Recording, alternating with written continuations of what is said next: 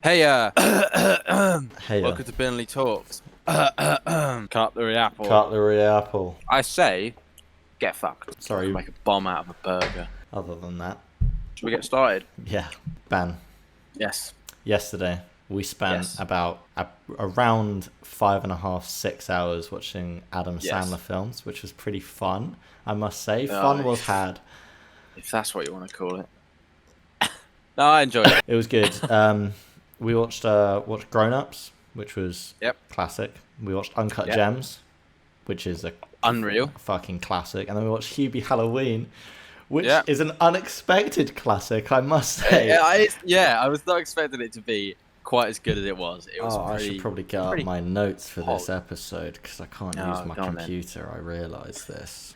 Today's snack, just in case anyone was wondering, crunchy salted caramel M&Ms. I'd love to be sponsored by M&M's. Fuck sugar-free sweets. They're the worst. They make you shit yourself. Did you know that? They have laxatives in. We all know a certain music producer that could have used them a week and a half ago. Insert picture of Jenny. I'll make the 38. Back to the films at hand. I've got one fun fact here. This is just a good, nice, easy fun fact. This is just interesting. Once again, spoiler alert. Yeah, spoilers for all three because one of the funniest scenes in one of the films comes at the end of one of them, and we have to talk about that because it is the funniest scene by far. Yeah. But fun fact, this is just a general Adam Sandler factoid for you, Ben. His net worth is apparently $420 million. How ridiculous! Hey. I thought it was fun because What a number. Because of the number, but also because of the amount. Wow. Yeah, he's fucking minted, mate. That's a lot. Yeah, he's mega. You know what? For someone that is so consistently ridiculed for Yeah, do you know he being has the same person. I can't remember what they're called. They're called like the Razzies or something, which is basically like the Oscars but for being shit. He's won like multiple. I think he's won. I think he's won like 5, which is pretty impressive. And one time it was back to back, which is again Jesus just really Christ. impressive. Well done, Adam Sandler. I've got here's a quote from Adam Sandler. I believe it was on the Jimmy Kimmel Live. Right, he said this about Uncut Gems, on whether or not he's offended being told that he's actually really good in Uncut Gems. And his response was, it's a different style of movie. My comedies are light and fun. I love doing them. I get different types of compliments like, man, I was so stoned the other night when I saw your movie. But this is different. This is the Safdie brothers. And that's all he had to say on the matter, which is fair enough because I love Adam Sandler. Like, I really fucking love him. And even I was saying to people like, no, he's really good in Uncut Gems. But the thing is, he's good in every film. It's just different styles of movies. And the Safdie brothers are nuts. They're fucking crazy. Yeah. Like their films are awesome. The way they put it together, you've got it's weird because they had such a chaotic, serious plot point, but then their music that they put on it was just it did not match, but it matched perfectly because it's weird how I don't know what the word would be for music, but it's like the music felt so organized in comparison to how chaotic the film was going, and like the noises were just like it really fucking unsettled everything. It was the music as I heard it, I could imagine that being played over a scene in like a sci-fi space film of them doing something slow, calm, not a lot is happening, they're just they're landing on a moon somewhere, or they're just taking their first steps or something like that. Right. Another fact, I don't know if you would know this actually. The Safdie brothers wrote this film over a decade ago, and they wrote it specifically for Adam Sandler. Wow. Yeah, a decade ago as well. That was so it would have been 2009, like 2008, 2009 when that's they wrote a long time. Which is fucking cool. But and also they did this thing because obviously Adam Sandler he was used to being in, well, I say used to be in comedies. He was known for being in comedies and stuff. And so when people saw that he was going to be in being in like a Safdie brothers crime drama, it's kind of like whack or like a I don't know what the fuck you'd call it. Anyway, because the Safdie brothers also did Good Time with Robert Pattinson, who again at the time was known for being like just known as like Twilight. He was always doing like indie films. And then he did like a crime film, and Robert Pattinson was beautiful in the goddamn Safdie brothers film Good Time, and same with Adam Sandler because they're both really fucking capable actors, obviously. They are, yeah. So, Uncut Gems, what did you expect going into it? Because I told you it was like a serious film or like a crime film. What was I expecting? So I'd heard a little bit about it. Nothing major, nothing in depth. Just sort of heard this is kind of mad. It's completely different. Obviously, I knew what roughly it was about a jeweler. Didn't know anything else really, and I was sort of going into it thinking, okay, I feel like this is gonna be like another Jim Carrey situation where Jim Carrey's really great at doing comedies, but then he did that one serious film that blew everyone out the water. Just went, no way, man. Adam Sandler's gonna do the same. He's gonna knock this out of the ballpark. Like, he's gonna come into this film, people are gonna watch it and go, wow, he could be cast in a serious role that is harrowing or severely emotional or whatever. That's what I thought, and then watching it yesterday, I was like, okay. I kind of thought that was going to happen, and man, it did happen. Yeah, he is, like, the film is so fucking incredible because, and you can put it down to the Safdie brothers and their direction, because they do these, like, obviously they did Good Time, which again is just another chaotic crime drama. And then Adam Sandler, again, his acting is just fucking incredible. Like, it's so believable that he is this, like, kind of like, he's not necessarily a scummy jeweler, because it seems like he's trying to do, like, a nice thing. Like, he is, like, nice, but he keeps making, like, really poor decisions. Yeah. And you want to feel bad for him, but at the same time, you know he's just putting himself in that situation. And then you get to, like, the midpoint of the film, and everything is going to shit, and you get in this feeling in, like, it happened to me, like, I wasn't necessarily, like, tearing up, but it was kind of like the pressure and tension was, like, really crushing me, and I was like, fucking hell, I'm gonna have a breakdown if I watch something go wrong. They properly made you feel for him. They really did. As far as you're concerned, what he was feeling is exactly what you're feeling. When he was at the low point and nothing was going right, you're thinking, oh god, everything's shit, like, I don't feel good. And then something good would happen, and then he'd blow it. Like, he was doing the same thing as someone like a gambler would. He kept trying to get more and more. Like, there was that scene with Kevin Garnett when he gave him the 160k, and he was like, this is a deal, like, you've got the money. And then he went and made a bet and then gave it to fucking, what's her name? Can't remember her name in the thing. Julia. Yeah, isn't that the actress's name? Or was that her name? That's her name. Oh, that's so interesting. It was Julia something like that in the film. And in real life, it's Julia Fox, who is gorgeous, by the way. Yeah, that is very true. She is. Next episode, Julia Fox on the show. Woo! We'll reach out to her fucking Instagram. Hello, Julia. He really likes you at Uncut Gems. Hello. So obviously, as I was saying, with the crushing feeling, that, like, it was my second time watching the film, and when I was watching it with you, I was waiting for this fucking scene to happen. So when he locks those guys in, like, in between his store and the outside in their fucking like lock system, and he puts on the game, and he's like watching all the bets like come into play, and you're getting happy for him. You think it's finally you think we're finally gonna get the payoff. He's finally gonna get like what he's been wanting this entire film. All the struggles that he's been through, it's going to be worth it because he's going to get this fucking huge win that he's made his fucking assistant. And we can finally relax. We can chill out. And, you know, he's fucking celebrating and he's running around. He's excited. He says he's going to pay. Normal Adam Sandler at that point. And, you know, he's letting them out. He's like, yeah, you're going to get your money. Oh, motherfucker. I knew it was coming when that tough guy... All right, you've proved your point. And then, oh god, he just gets fucking shot in the goddamn cheek, bro. I knew it was happening, and I just felt so horrible. I did not.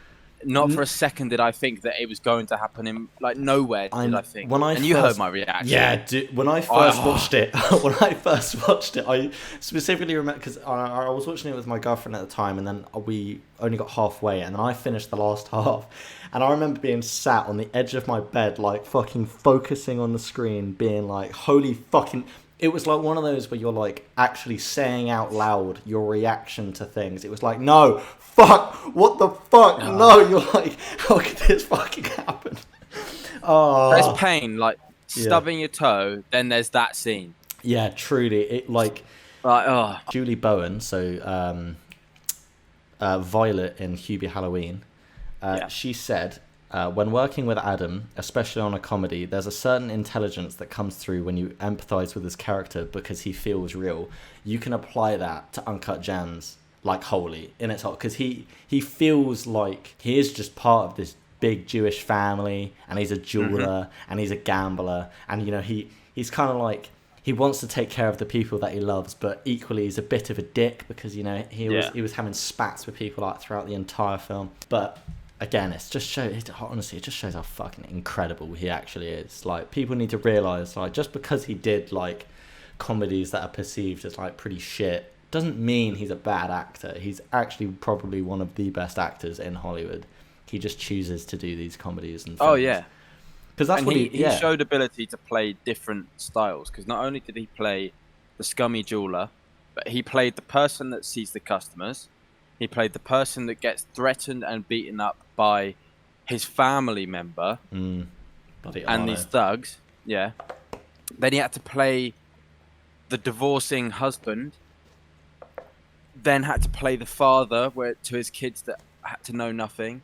Then he played the young romantic to Julia. Like, he played all these different versions of the one guy in the same film, like, and had to flip between them. Like, that's yeah.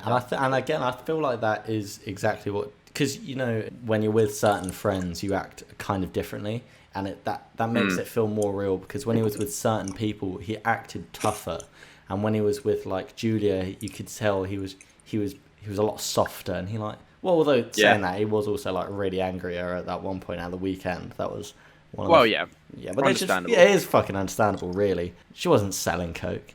What the fuck? She grabbed his dick. She grabbed the Weeknd's dick. What the hell? Why the fuck are you so hard? Fuck off, woman. I have a great fun fact about Uncut Gems, right? I was going to tell you this yesterday because you even brought it up, because you said how the thugs, the guards, looked really fucking intimidating. Adam Sandler said that most of the actors on set weren't actors. They were like real life tough guys. What? Yeah, they were like they may be actors, right? But he said like they were like tough guys before they became actors. Right. So like they're actually like genuinely quite scary people, and they did a good job of casting them. Like, yeah, that the main the one that shot him. Yeah, terrifying. Think about the character. What a genius Julia was to get that fucking rich penthouse twat head. The rich Rod Stewart Trump ass looking motherfucker. To go get the money, and they were just like, oh, there's a guy winning money, poggers, let's let him go. And he's like, oh, deliver you your money. Oh, what a weird guy. Come up to my room. I got penthouse A. Shut up. Is there anything else about Uncut Gems that you... all that particularly stood out, I guess? The first scene. The first thing is in Ethiopia, in the mine, and the first thing you see is some guy's bloody shin bone sticking out his leg. Yeah, I was very confused when I first saw that. But that set the tone for the film. It's like, okay, you're going to see some stuff, and it's going to come out of nowhere, and you're going to go, I didn't want to see that. And speaking of the didn't want to see that, when the intro finishes, you finish looking at Adam Sandler's colon. Yeah. Which is fun. Bumhole. That was another bit that would like brought it all up. He had the report and nothing was wrong, because I thought, it's going to come back to that at some point in the movie, and he's have like bum cancer or something. He's just an older gentleman getting checked, Yeah. God, I can't wait. What a great... Honestly, the thing is, I'm just going to ignore what you said. The film was fucking fantastic, and I honestly loved it even more on a second watch, especially watching it with someone who hasn't seen it, because it was great getting the same reactions from you that I had the first time. Because honestly, the film was so good. If you haven't, I don't know, obviously people have seen it, we said spoilers, but if you haven't seen it, you fucking should, because it's that good. So leading on from Uncut Gems, obviously, I believe I mentioned this, he got snubbed at the Oscars, and he made a vow to make a really bad film. That film was Hubie Halloween, which it can be argued isn't bad at all. It's actually really good. The way it's done, you can definitely put it down as, he's just taking the piss. It's just poor comedy. But it's actually really fucking funny, and he's really intelligent. Yeah. And Hubie Halloween is one of my favourite comedies that has come out recently. And it was great that it was Halloween and Adam Sandler, and he had all his mates in it. if you go into it expecting a lowball movie, you're going to come out of it thinking, "Holy shit, that was pretty damn good." 100%. And I'm not a massive fan of American comedy. I don't find that funny. I like British comedy, like The British Office makes you feel your skin crawl because you're like, oh, that's awkward. That's what I find funny. But this film made me laugh. We laughed a lot. We really did. It was the film is so good. My favorite part of the film, or my favorite parts of the film, is definitely the flask. Because he mentions it just once at the beginning that he made a Swiss Army flask or a Swiss Army thermos or whatever. And then throughout the entire film, he's using it for various things. And it is just fantastic watching He's all of this. He's got a torch, an umbrella, a grappling hook, catches the eggs in it, shakes it up and makes a bloody egg thing, Rocky Balboa style. What else does he do? Well, he's obviously got the last drop of soup. That he actually used. I liked it when he used it for soup. That. I liked the bit where the side popped open and an inhaler came out. Everything else seemed to come out the actual end of it. Another brilliant bit of the film throughout that was repeated was his ability to dodge things. Oh my riding God. Down, you'd always have the front-facing camera looking dead at him, riding down the street, and he'd just be ducking and weaving, dodging pitchforks, eggs, pumpkins, a cat, bin lids. Just everything. Everything gets launched at him. And I can't remember, I feel like you asked, like you think it's funny how he's able to dodge it, and you were like, how? And the theory is that he's had things thrown at him his entire life, so he's become really adept at dodging, which is honestly hilarious. It's just dodging 100. It is just such a funny film, and every character is funny. I think every single character has their funny moment, and obviously I think we both can agree on what was the funniest moment. The funniest moment definitely comes at the end of the film, or towards the end of the film, when we find out that, spoilers, Hubie's mum is gonna murder all the bullies, right? Because everyone's been mean to Hubie his entire life, and the police arrive with their guns fucking drawn, and just in the background you can see Rob Schneider and Steve Buscemi holding up fire on my command, holding up their fucking finger guns. Like this as well. They're proper proud about it. So, another thing about Hubie, which if you stuck around for the end credits, you would know that the film is a tribute to Cameron Boyce, who obviously died having like an epilepsy seizure in his sleep, which is horrible. And it was very sweet. It said, "Gone way too soon. One of the kindest, coolest, funniest, and most talented kids we knew." Was quoted. I can't remember who made the quote. I want to say it was Adam Sandler. I would say it would have to be. And Boyce obviously, unless it was a collaborative thing. Yeah, it was. I mean, I don't know. I don't. It may have said the quote, or may have said who said it. Boyce worked with Sandler on Grown Ups and Grown Ups 2, and was set to star in Hubie, but obviously died before production started. So his friend and Jesse co-star Karen, I think it's Karen Bra, was recast. He was the bully, in the Just as Queen. He took over the role, and that's I'm pretty sure that I want to say because he died, they got more of the Jesse cast, as well as more of the people that have worked with Boyce with Sandler before. Oh, he's back. He's back. Hello. I'm back. I'm going to detonate my Wi-Fi router at this rate. I think the way I've got it set up on YouTube, I think if I look this way and you look... No. I was recreating the Beatles, Abbey Road. We'd look at each other.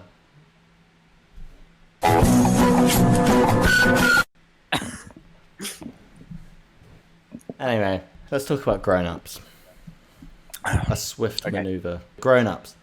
So Grown Ups I love, and not only because it is just funny, but it's funny because it feels like humour that anyone would have when they hang out with their best mates at a summer house next to a lake, Like all their jokes, I feel like we would make, like if we were there. Mm-hmm. I think it's funny because also it says here, I can't remember who quoted this.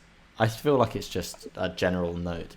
Friendship's very important to Sandler. He works with the same actors multiple times. He's worked with Kevin James. I don't know when this was written, but he's worked with Kevin James 5 times, Salma Hayek twice, Chris Rock and David Spade go all the way back to the 90s together. And Sandler loves the idea of a real-life comedy. It's him and his friends hanging out. He's quoted that the first shoot they did on the first Grown Ups was one of the best summers of his life, which... I mean, I just believe, because looking at behind the scenes of that, like, you can tell they had a script, but then you can also tell that each take they did, they would make a different joke to see how it would fare. This is an interesting fact. It's not a fun fact. It's just interesting because it really shows like the difference of the lives they live, right? So Adam Sandler, obviously in the film, he doesn't want his kids being spoiled, basically, is the whole premise of the film. He wants his kids to grow up normal. And when asked whether he, Sandler, has a fear of his children growing up elitist in a Beverly Hills home, he responded with the amount of money that I have, it's difficult to raise children the way I was raised. I took away the north and west wing of the house. They're not allowed there. How... What? Like, it's like, I understand his logic, but I just find that a very funny quote to say. Arguably, the kids could then go, we're so rich that we're not even allowed in parts of the house because it's that big. Yeah, I mean, who really knows? I mean, again, like, I understand his logic. I know what he's like. Yeah, I get it. I understand. And again, in the film, it's a good message as well, what they're going for. They're trying to make sure that no matter what background you come from, you can all have fun together. And, God, because his kids in the film are dickheads, honestly. Like, they really are. Like, the worst... At first? Well, no, obviously at first. By the end, they're all, like, chilling. They're all friends. They all play outside in the lake, and it's great. Yeah, this is the skipping stones bit, the turning point for them, isn't it?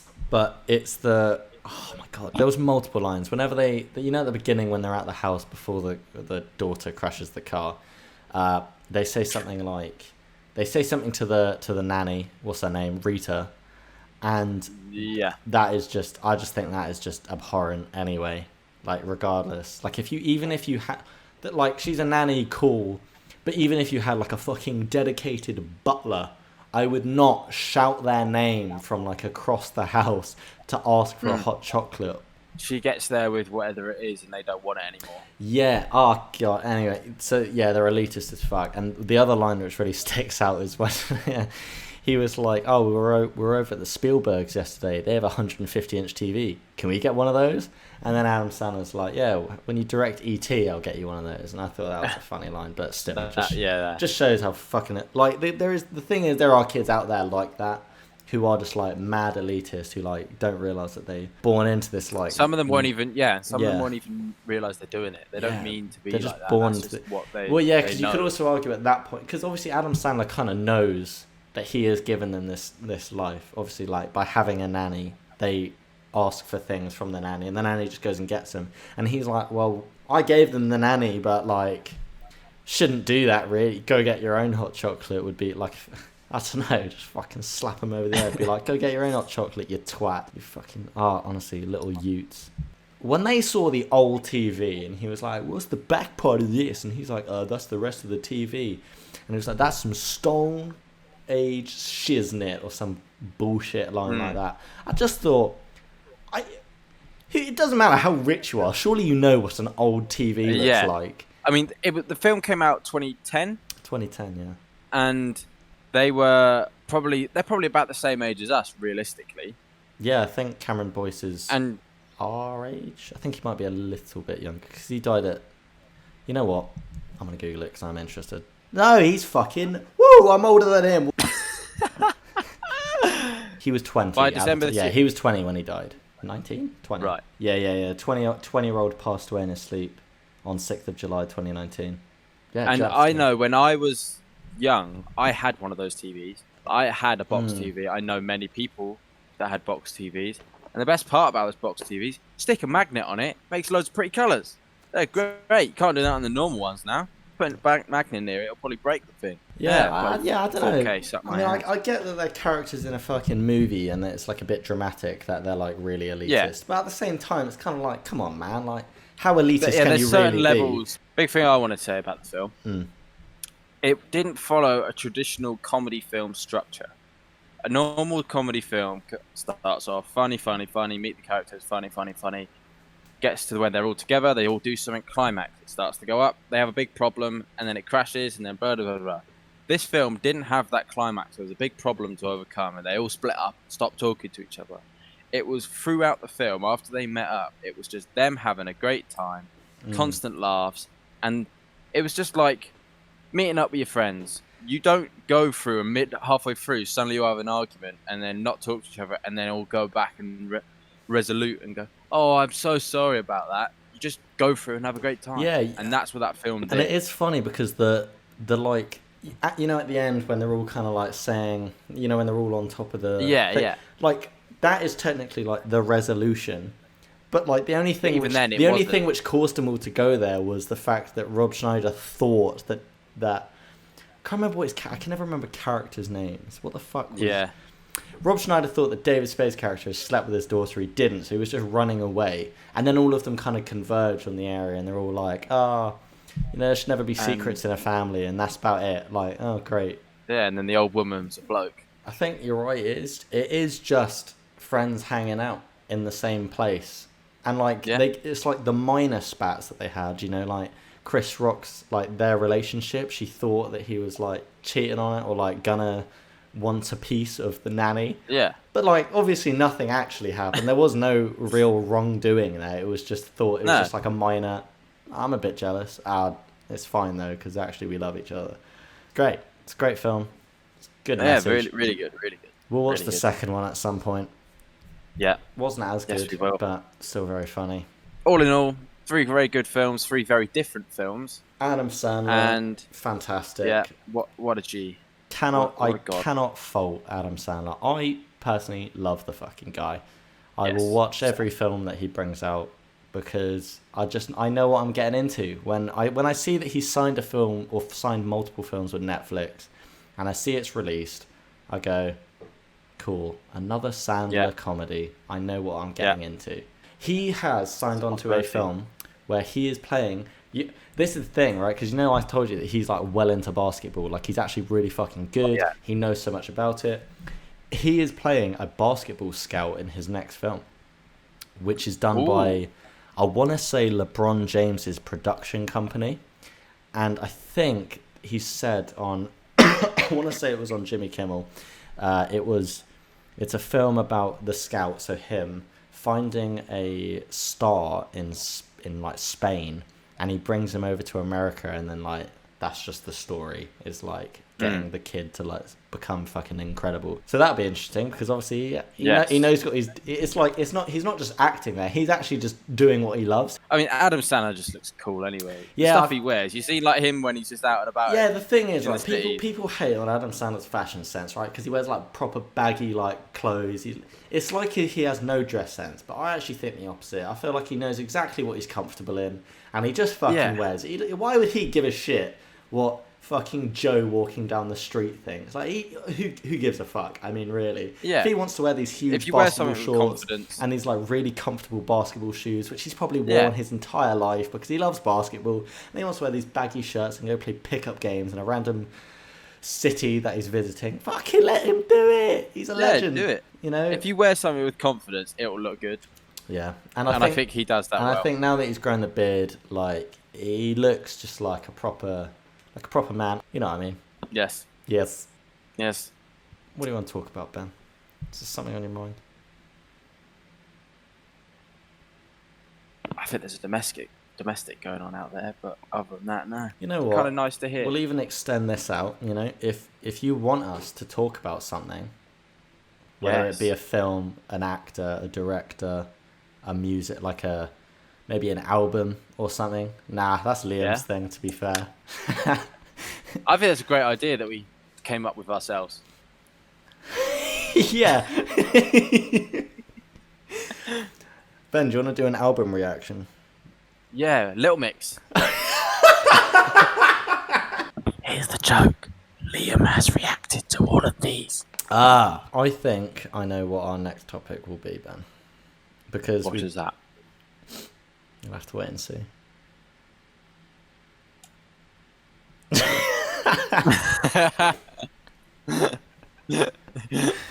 How many Diary of a Wimpy Kid films are there? 2, 3, 3. I mean, the books. Yeah, there's books. I'm not reading books though. No, I don't read them. I've got them under my bed. No, I don't. Where do they go? I got a new bed. I don't know where they are. In fact, Fair you know enough. what? If anyone somehow is listening to this and they are not subscribed to Elliot's channel, there is an absolute banging series of videos that are going to be coming out on his channel very soon. So yes. I will definitely put his link at the end of this video because yes. I cannot wait for those videos. We had a lot of fun recording it. I don't. Yeah, you know what? I was gonna tease it, but you know what? I won't even say anything. It's just fucking hilarious. What we can do after is we'll do a podcast episode analysing why it was comedically funny. Yeah, we can. We can even.